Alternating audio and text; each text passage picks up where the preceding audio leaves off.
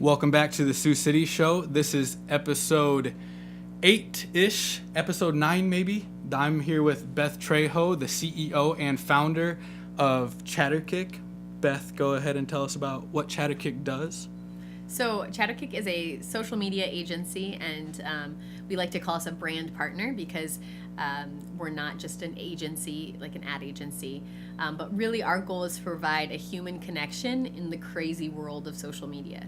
So we work with businesses that don't have time or maybe don't know how to manage their social media accounts, and we provide a plan and a strategy and execution on that as well. Nice. So I should also add the caveat that I used to work for Beth at Chatterkick for a year and like 10 months, so It was right about 2 years. And that's kind of where I learned all I know that has led me to my career this far. So I really have an inside knowledge of the company. But as far as like selling social advertising in the Midwest, have you found there to be like challenges as far as convincing businesses that it is a great way to get their business in front of their audience? Yeah, so we work with clients all over the country. We have a grouping here in Sioux City, and then we have one in Baton Rouge, Louisiana as well. And we kind of just launched a Des Moines group as well. So we work with clients all over the country, but I do think, and we see this especially in non-major markets, so it could be Sioux City, it could be Baton Rouge, some of the I don't want to say super small communities, but some of the mid-market opportunities. There's businesses out there that are extremely innovative in technology, in what they're doing, whether it's manufacturing or selling to their customers. But sometimes they have a hard time with social media because it's the soft side of technology, right? You can use Facebook ads all day long, but if you're not reaching the right people with the right content, and that content is key, they don't work. And so it's really about mixing that art of, making it social. This is not just shoving ads down people's throat, which is why I always say we're not an ad agency. We do use advertising as a tool, but we're not just selling. We're doing more than that. We're doing the old school way of selling, which is building relationships, building communities, responding to people like humans. And when you do all of that, it's a lot of work.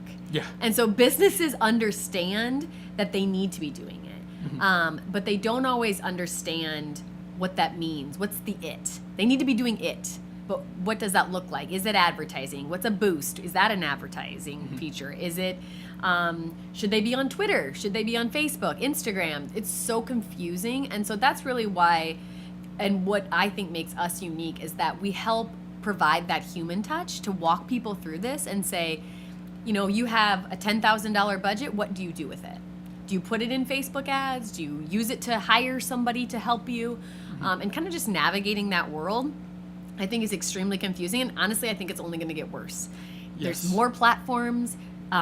There's no set stamped strategy that every business should be following. Even I get the question still all the time, like, how much should I post a week? Well, that completely depends. There is no set amount. And if anybody tells you that, don't trust them, because 5 times a week, yeah. Right, because it's all about getting into the rhythm of testing, figuring out what's working, using that evidence to say, yep, worked great. This piece of content reached the right audience. I sold a lot of stuff. Yep. And doing more of that, right? Or didn't work at all. I posted 15 times and nobody saw any of it. So don't do that again. Yeah, and I think that it's easier than ever right now for people to get discouraged with the way Facebook works, and now like the way they've kind of reframed how like businesses get in front of their audiences. And I don't know if there's going to be even a bigger change now with like the privacy scandal, I guess, more or less coming out. But have you seen businesses, I guess, like latch on more and more over time? Because Chatterkick was founded in 2012, right? So yeah, it's kind of like even before, it was like right when social advertising really became a thing. So have you seen businesses kind of go from skepticism to seeing the need in it? Yeah, so right now where I think, the conversations that I had when I started the company were, is Facebook, do I even need a Facebook page? Nobody, in many circles, people did not believe that it was going to be a business thing. Business people aren't on Facebook. I still actually get that. comment that business people are on Facebook, but that's not like factually true. Business people are on Facebook, but you just don't reach them with the same content that you would if you were going to be, going up to their office and handing them a piece of paper, right? It's just a different way that you reach people on Facebook in the business to business community, as opposed to, what you would do if you're selling shoes or something a little bit more retail. So I definitely think that businesses are understanding that this is a thing. It's not going away. And I say Facebook, but there's lots of different platforms out there, right? But I think that they understand that. But now it's hard to play catch up. This is not a light switch that you can flick on. So the businesses that are just now getting into this stuff are paying more for both the work side of it, and they're paying more for the ads because they're trying to go from zero to hero in 6 months, and these businesses that have been doing it for 6 years have an extreme leg up. Yes. It's funny too because I feel like so many of the business owners that say we tried it and it didn't work for us are the same business owners that created like an actual Facebook profile like that they had to add friends with, for their business page, and they're like, oh, I couldn't get any more people other than my friends just to see it, and it's like, well, that's kind of how it works, but I think that there's like more opportunity than ever, but there's also more noise than ever in the social space specifically. So going back to how you started the company, how did the whole origin of Chatterkick come about? So really, it was kind of along those same lines. I had worked for the Siouxland Chamber of Commerce, so meeting with lots of businesses, asking them their problems, seeing personally how I could add value for them being a member of the chamber. And it really is so funny because the parallels between that exact kind of rhythm of things are so similar to what we do in social media. It's not all about you just join something and automatically, it works, right? It's about how do I help somebody? How do I add value to what they're doing? How do I educate them or give them something that maybe isn't just an offer or a code? And really developing those relationships so that there's brand trust, there's loyalty, and that when they're trying to get a hold of you, you respond and act like a human. There's a statistic out there, and it changes, but it's anywhere between like 80% and 90% of all businesses do not answer their messages on social media. And it's funny because most people think that, well, I answer my Facebook like direct messages, right? Maybe if they do that. And there's some businesses that don't even know how to use that functionality. But that's not the only place that people are reaching out to. I could tell you that if you can find a business in town that is answering reviews on their Facebook page, kudos to those businesses, because it's reviews, it's tweets, it's Instagram DMs, it's comments on Instagram, Facebook, YouTube, LinkedIn messages. It's all of those that are now our customer service world as businesses. And if we're not picking up that customer service phone, like, period, you're losing business. Absolutely. And like also going along with statistics, Gary Vaynerchuk, who's a pretty big player in the space, obviously, was talking about on his podcast the other day that he responded to every single tweet that was sent to him between 2009 and 2012, which is crazy because like sometimes even with my Twitter, like I'm like, I can't respond to all these 5 people that send me messages or whatever, but like putting it in a perspective that even like the biggest players in the social media industry really see the value and like taking those one-on-one connections seriously, I think is like a wake-up call for local businesses as well. Right. Yeah. When it's somebody down the street from you that is actually trying to engage with your business, you need to take that time to show them some love back, I guess. Right. And I think, it's interesting because people, I think oftentimes businesses, because social media seems foreign, and honestly, I think we've trained people in the world of marketing and advertising to ask the ROI question, like what's the ROI of, social media? And that question right now is definitely can be proven, and there's measuring tools. There's so much information and data that you can get from these tools.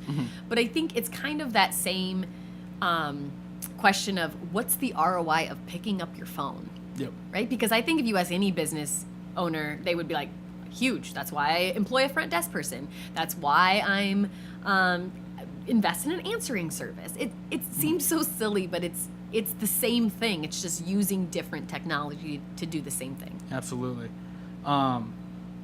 Also, like, I find the ROI question weird sometimes, because I don't know if that same question always gets asked about a billboard or a TV commercial, like the super unquantifiable numbers that people are getting back. And I think that most business owners would be shocked if they saw the way that Nielsen ratings are actually still done in 2018 as compared to the specific numbers that you get back on any social platform, really. So what would you say is like something that you see sweeping across most businesses is being done wrong with their social? I think the biggest thing is like not being themselves and being human and being authentic. It's better to do it a little bit where maybe the picture isn't perfectly, framed, or, I mean, to me right now it's all about the response and reviews, because there are so many amazing reviews on people's Facebook pages, and no business or the business has not taken a second to say thank you. Yeah. I mean, I just feel like that is a very strong message if someone takes time out of their day, writes you a paragraph about how amazing you are, and hopefully you acknowledge them and sent them a text message offline. But as a consumer or a partner or a future employee, if I come to that page and I see, wow, there's nobody that's on the other end, I'm going to feel a certain way. And I think that that is one of the biggest mistakes that businesses across the country are making, responding to positive reviews and then really figuring out the messaging for anything that's not so great. Definitely. Because consumers understand that, and most consumers don't actually want a 100% 5-star rating. They want to see a little bit of missteps, because we're human, right? We get that. But business owners don't always look through the same lens when they're looking at their own business, and they'll shut off their reviews, or they think they don't need them. A lot of service-based businesses don't realize how important reviews are. Extremely important. And social just kind of interweaves itself into the strategies and the theories that I think is really one of the opportunities that businesses have, and one of the things that if they don't get a handle on it today, they are going to be struggling in 2 years from now. I think one of the intangibles that many businesses don't see is that they're not only trying to attract consumers to their product or whatever it is, but they are also trying to attract the best candidates to work for them. And that's kind of an exciting space that I felt like we did a lot of work in through Chatterkick. And can you kind of speak to like the benefits of developing a brand in terms of getting candidates? Yeah, so I think, lots of strategies for using social media, but if you would ask me, and I always kind of walk through this with businesses, so if they ask me in my budget, where should I put your services? I usually say split it between storytelling and branding, which sometimes falls into marketing, customer service, because we're responding and answering that information on the brand's behalf, and then recruitment. And I think this is one that oftentimes gets overlooked, because if you have your marketing team in charge of your social media accounts, the recruitment team maybe is connecting and talking to each other, but oftentimes those two, especially in large organizations, those two departments are fairly siloed. And recruitment is a great place to use social media, both for building culture and engagement. You would be surprised at how effective it is to just ask your employees why they like working for you on camera or on video or on audio. Just even taking pictures makes a big difference, and helps with employee engagement. But then also when you're recruiting new candidates, a lot of things I've heard in the past that people say, well, we post all of our jobs on Facebook and it just doesn't work for us. But the reality is the way that the story is told, right? The content doesn't make your job look very exciting. Yep. And so you have to tell the story. You can't just say, looking for an energetic self-starter, right? Because that's what everybody says. So that doesn't make you stand out. And you can't just throw your link in there from your applicant tracking software, because that just looks bad. I feel like it's like new job posted, link to Indeed. Right. Yeah. Right. And so again, and people aren't on Facebook in most cases actively hunting for jobs. The candidates that you're going to attract on social media are those passive candidates that are probably happily employed and or aren't looking, but it comes across their feed and they might entertain it if the benefits and the value was great enough. When I was working at Chatterkick, the comment I got from so many people was, "Oh, that's such a cool job. I didn't know that there was a company like that in Sioux City. If I would have had that when I was 25, I would have stayed here, or whatever." But I do think that like companies like Chatterkick are so important for helping Sioux City grow. I feel like always the question is, how do we keep 20-somethings in Sioux City that and keep them with cool jobs? Right. So like, how do you see companies like Chatterkick or other companies that might be in a cool industry? How do you see them finding their footing in Sioux City? Do you think it's like possible for more to come along? Or? Yeah, I think the biggest thing with and I'll put us in the tech sector, even though we're like the soft side of technology. But I do think one of the biggest things for the community as a whole is to connect those companies and audiences, because we need to pull candidates from somewhere, right? And colleges are a great spot. Internships, we have had a ton of internships, which are really great opportunities for us. But I think the more that you can kind of collaborate with other similar companies, even if it's not just like yours, the better that it feels like it's more than just one company leading the charge. And that's kind of what I want to have Chatterkick, is be part of something bigger and larger, of people saying, hey, technology can happen. I mean, we had a huge technology employer here. I mean, we know that this is a community that supports it. Absolutely. But I think that right now we have these little pockets and pools of the technology sector and those kind of cool businesses that, if you're wanting to code, or if you want to do, a SDR role, like people don't always know what those roles are here in Sioux City. Yes. But you go in the coast or any tech-centered community, and they know what a SaaS company is. They know what an SDR is, and so, which is a sales development representative. But I think that it's just a matter of like, we need to be using that vocabulary of technology and of employing tech-savvy people, and that's a start. Definitely. Do you?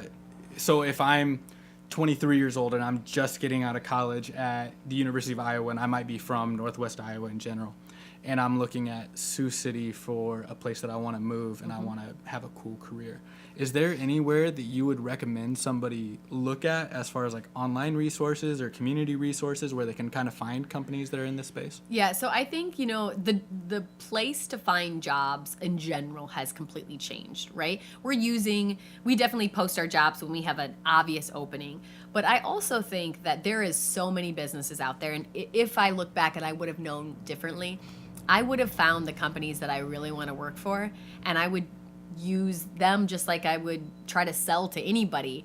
And don't just ask one time if there's any openings and send a resume. Like gone are the days, right? Yes. But prove yourself, show yourself, ask to volunteer or to, be part of a project for no cost. Work and show them that they want to work for you so bad. Companies like ours, and I think just in general, will look and hire and identify talent, but we need it in front of our face more than just once. Yes. And sometimes we'll create roles for the right people. Talent and service-based companies is extremely important. And so don't be discouraged if nobody responds to your cold resume or email. Like, just keep on getting in our friends' face, interacting with us, showing us how bad you want to work for a company like ours, or any company for that matter. I think that's really where you'll see the people rise up to the top, and those are the people that we want to hire. Absolutely. The advice I always give, especially people who are getting into like photography or making videos, whatever it may be, is to find like your dream company, right? Whatever your big picture company is, and then find the lowest ranking gatekeeper at that company and just like try to engage. Social media has allowed businesses to humanize themselves more than ever, so use social media as an applicant or as a potential job seeker to humanize yourself to the company as much as possible, because especially I know that at Chatterkick, you guys are always looking for somebody who can do quality content creation, whatever it may be. If you can, as a content creator who's planning on moving back to the area, if you can get your work in front of the key people at Chatterkick, they're going to remember your name, and they're going to be reaching out as far as getting in touch, building a working relationship in the future. So I just think it's like so important to not just, and it's probably a disservice that colleges are doing to people, is when they're graduating, they're like, okay, you got to have a resume, and this is how you build a cover letter, and you send this out to all the companies. Right. And it's like, kind of, but by the time you are sending your resume to somebody, they should probably be aware of you and your work. Right. For the best odds. Right. At least, yeah. And I think it really, it's when you're looking to go into a field that is very competitive, right? I mean, we have a lot of people that apply for our jobs because everybody thinks they can do social media. And in some places, and in some jobs, but experience is necessary, but in others, we'll take the right candidate over a background, because not a lot of people have backgrounds in what we do. So, but I need to see work ethic. I want to see people that have a little grit and that can handle the fast-paced environment. And so if you come in and you say, here's what I'm willing to do for you, or here's my photography portfolio, I took these because I know you work for these clients, and here's a piece. I know what you do, and this is the value that I can help you with. Go nuts. I mean, I think that would definitely make me stop in my tracks and be like, wow, this is a quality applicant. Most definitely. There's a guy I follow, his name's David Rock, who's the personal videographer, content creator for Gary Vaynerchuk. Bring it back to him 20 times, but somebody asked him a question the other day on Twitter that was, how do I know I found the right guy to be my D-Rock, to be my personal content creator for my company or my personal brand, whatever it may be? And his response I thought was perfect. It was like, find the guy who was never told how to do it and took all the initiative to figure out how to make his work better than everybody else's and how to get his work in front of you and all that kind of stuff. And I was like, exactly. That's the difference between somebody who graduates from college with a degree and thinks that, okay, now I'm job ready. At any job I want to go to, they'd be lucky to have me. And then find the guy who took the time to figure out how to best sculpt his skill set to fit into any position. And I really agree with that. And something that in a lot of podcasts that I listen to about, new media or the future of these soft tech businesses especially, a question that always comes up with the business leaders is, how important is a college degree today as far as finding a job? Yeah.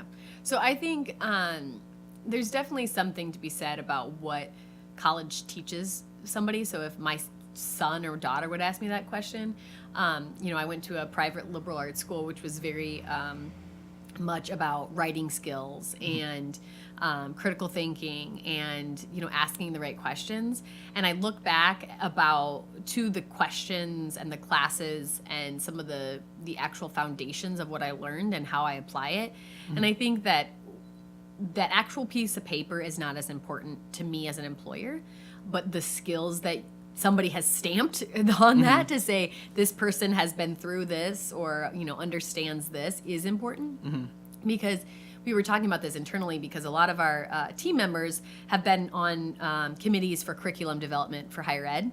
And the thing that I was kind of adding to the conversation was, what we need today from our graduates is really the foundations of just a lot of different jobs, right? It's critical thinking. It's good writing skills. I don't care who you are within an organization, you're going to be writing an email, and you need to be able to write well. And that persuasive writing specifically is so important that I don't want to have to check people's emails before they send them out. I need to have that just developed as an employer.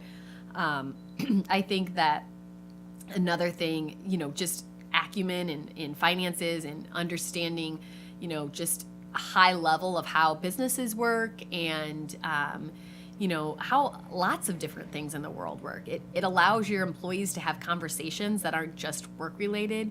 And, that level of education in general makes, I think, a good, it it's a definite opportunity for people to have deeper conversations with clients or with our team members. And so, yeah, I mean, if someone didn't graduate from college and they came to me and said, I'm an amazing writer, I work really, really hard, I know how to kind of take a task and figure out and break down how to get it done with little to no direction, and my output is amazing, I mean, I would definitely look at them. Yeah. Well, full disclosure for any listeners, I did work at Chatterkick for a year and 5 months before I had a college degree. But Right. in fairness, I'd been in college for like 5 years before that. So, yeah, I guess as a testament to Beth's willingness to look at applicants without degrees, Yes. that's true. But also, like, I guess if I could give my 2 cents to anybody listening, especially from the Sioux City, Midwest in general, area, is that a college degree is very helpful to have in terms of working with employers. Even me as a freelancer, I get asked so often by clients that like have seen my work and they're like, oh yeah, we'd love to hire you. So do you have a degree in filmmaking? And it's like, I do, but you already saw all the other stuff. What does that matter? Right. We already established the work quality, Right. you know? So I guess like still, as much as the business leaders and podcast hosts out on the coast are like, oh, you don't need a college degree. Just get in there and find your way up in a company. It's like, here it still is. I think it's Right. pretty important to have Well, and I that piece of paper. Yeah, and I think, part of the other side of being in a college situation is that you have, in many cases, the mentorship and the kind of leadership of your teachers. And that is a very similar mentality in many businesses. And like, you need to know if you're coming in to that business on day one, like, you may not get all the money in the world. You're going to have to work. You're not going to get all the authority in the world. Like, you're going to have to listen. And so I think having that kind of check and balances, because you have that in high school, right? But then when you get out of that, if you don't have the kind of background to say, okay, I can still have the opportunity to learn, I still need to listen, I need to prove my work and myself, and I maybe do need a little bit of time to mature. Some people need that. They need time. I know when I graduated, I took on a really big job right out of college, and I'm bullheaded in the fact that I thought, yeah, I can do that. I'm not gonna fail at that. And I think in many cases, looking back, I mean, I was a hot mess. Yeah. It was not what I should have been doing, and I, was upset because I wasn't making as much as I thought I should be, and all of the things that I know people feel. But it's obviously easier looking back, but I would have told myself that Yes. like, give yourself a second, give yourself some time, learn, and like, get the feedback, and don't take it personally, and use that to your advantage, because you do have time, right? When you're young, you have time. Most definitely. And one of the biggest benefits to going to college isn't even the degree, but I think that there's so much to be said for graduating high school in Sioux City, where it was always prescribed to me, I went to Sergeant Bluff, but it was always prescribed to me that like, you need to go to college so you can get one of these degrees that will Right. get you a job that will pay you this much money. And like, that's how you get one of these houses in Sergeant Bluff, and that's how you live a middle class life. Where I went to school in Iowa City, and there was like such a entrepreneurial community established, and so many organizations that were like open to students in the college. And we're back. But I was talking about how when you graduate high school in Sioux City, that there's often a prescribed route that's, get good grades in high school, then get good grades in college, and then probably get a graduate degree so you can be a doctor or a lawyer, and you can be comfortably upper middle class.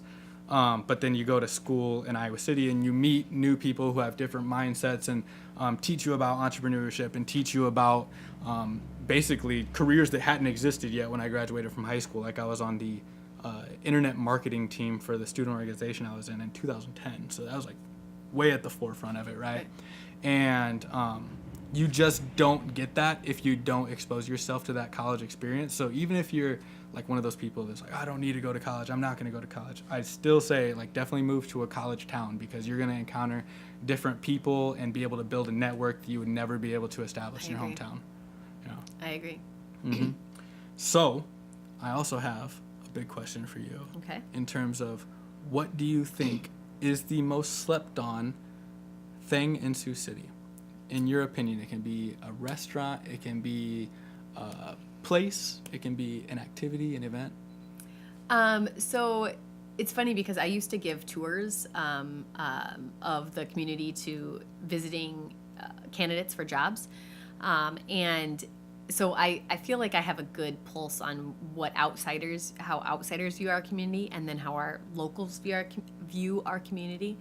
And, one of the things that I don't think people give this area enough credit for, but if you bring someone outside in, I heard this consistently, is the landscape. Oh. And it's funny because most people that come here think Iowa is so flat. And so, like, the areas like Stone Park, Adams Nature Preserve, like, they're just so beautiful. And I think that there is kind of a little gem in this area that people don't probably take enough advantage of. I mean, Adams Nature Preserve they groom their trails for snowshoeing, and cross country skiing, and you can rent them there, and it's inexpensive, and it's a great just activity. And I bet if you polled the community, not a lot of people just get to go out to our parks and down by the riverfront or the areas around here to just kind of take in some quiet. Yes, I was actually going to go with Stone Park today, but I'm going to fall back on my close second. But first, let me give my 2 cents on Stone Park. Is that I think so many people, when I'm talking to them who are my age, are moving out to Denver, and their like reasons always like, dude, you can go on a hike anytime you want. Right. And I'm always like, Stone Park is like as fun of a place to like go on a hike as possible. I take my dog out there actually a couple times a week, and we usually walk for a mile or two. And now back to my close second would be the Perry Creek bike trails. Yeah. I think that they're so underutilized and almost unknown in Sioux City. I live a block off of it, which is really the only reason I know about it. But it's like an amazing place to go for a walk or take your dog for a walk, whatever you want to do. It's a pretty beautiful area. Yeah, it is. Especially this time of year before like the bugs really get down there. Yeah, exactly. I just recommend that anybody who has a reason to go out and get some light exercise, utilize the bike trails. Yeah, I heard that a lot when the people that I was touring around, they were like, wow, this is beautiful. Like, I didn't realize how, like, interesting the landscape would be, where I think most people thought it was just going to be this flat, middle of the country cornfields, which isn't bad either, but that's definitely not Sioux City. Absolutely. If you've ever ridden a bike in Sioux City, you know it's not flat. Yes, true. I've been looking at electric scooters to get around town, just being nice. an adult male on an electric scooter, I guess, and because you can get one for $350, I guess. But my dad was like, "You should get a bike." I said, I don't know if I'm ready to commit to that level of exercise. I'm waiting for rollerblades to come back. Like, I used to love those, and I feel a little bit goofy now if I went just rollerblading around. You're such a child of the '90s. I know. Yeah. I think we got them when we were in college, and it was kind of fun. All of my friends and I, when we were growing up in Sergeant Bluff, it was at the time when aggressive inline skating was still a thing. So like the rollerblades with the grind plates in them, and we thought we were so cool that we were like, going a different lane than the skateboarders. But I think skateboarding is still a lot cooler than riding around a rollerblade. So I feel like I wasted a lot of talent on learning that skill. Yeah. So as far as that, usually is an end of the podcast segment, but we're mixing in the middle now. Okay. As far as a person who started a business in Sioux City, I think that a lot of people can find that process daunting because it's definitely not spelled out for you. How did you go about like learning what it takes to basically start Chatterkick? Because you don't have a business background. Right. So I think it's interesting because my husband started a business about 2 years ago, and our experiences are very different. And I think we're at very different parts of our lives, and we just have different skill sets. He's more of a numbers guy. I'm definitely more of a people person. And, looking back, I think some of the successes that I had starting Chatterkick were good timing, right? Getting ahead of the market, I think, was really critical for me. Social media was mainstream, but it wasn't that mainstream, and so I was able to kind of move fast and make moves, and that gave me some definite opportunity. But I wasn't too far ahead of the market where they didn't have enough of a digital acumen clients to buy, yeah, right? Yeah. You have to have that. I think the other side of it was I just naturally I'm not motivated by money.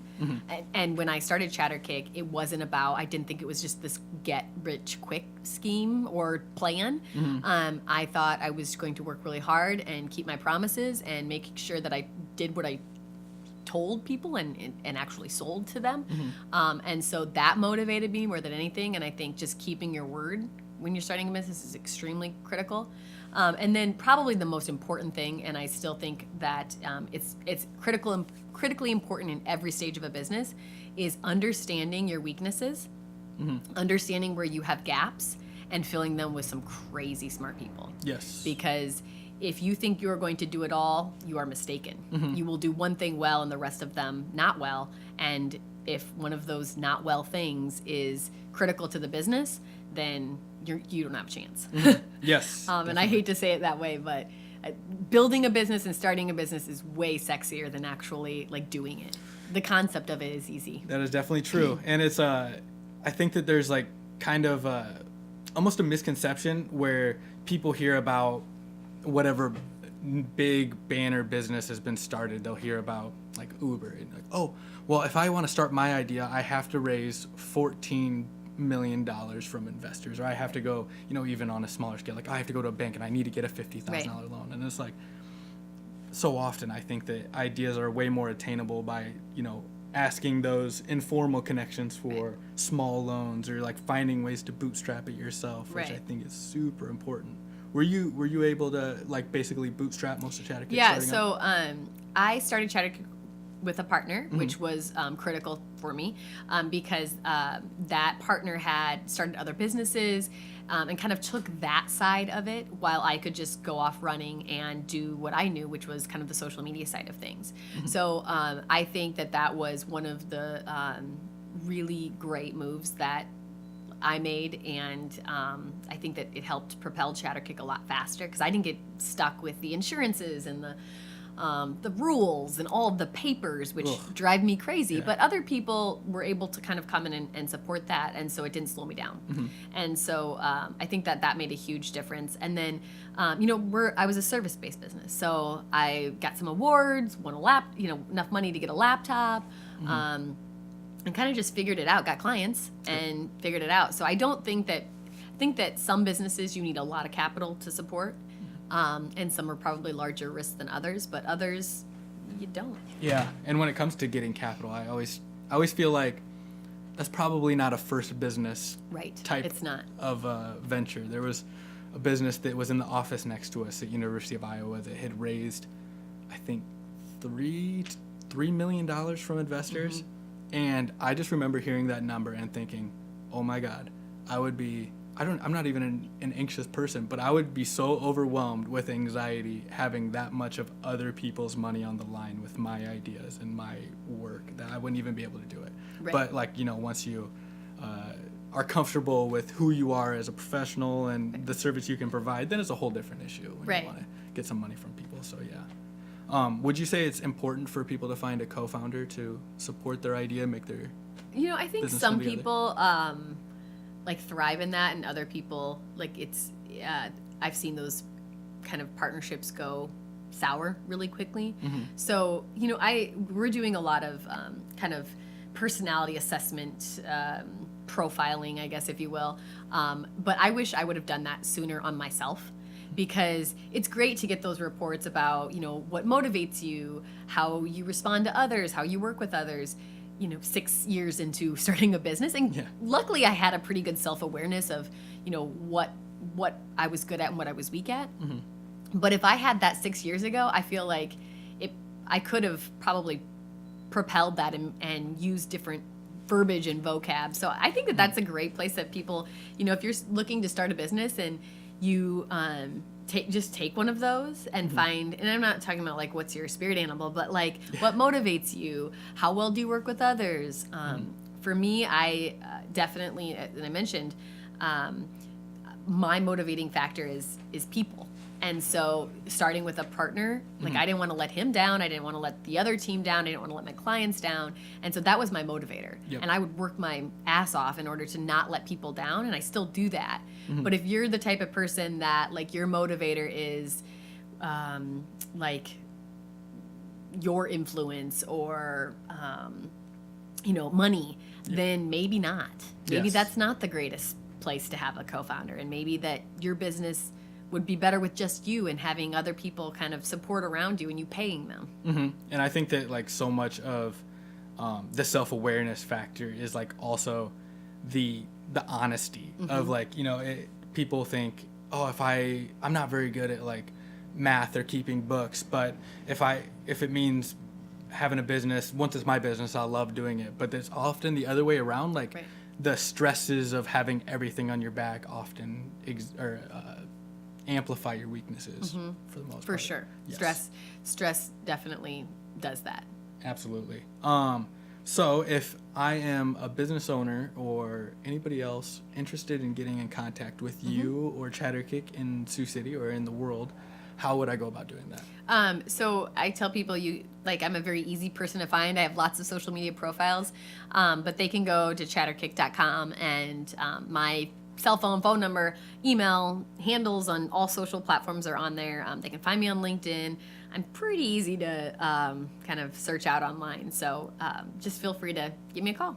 Awesome. Sounds good. Well, this has been episode 9-ish of the Sioux City Show. I'm hosting this thing. My name is Taylor Grote. You can find me on Twitter at Taylor J. Grote, Grote, or on Instagram, Taylor Grote Media.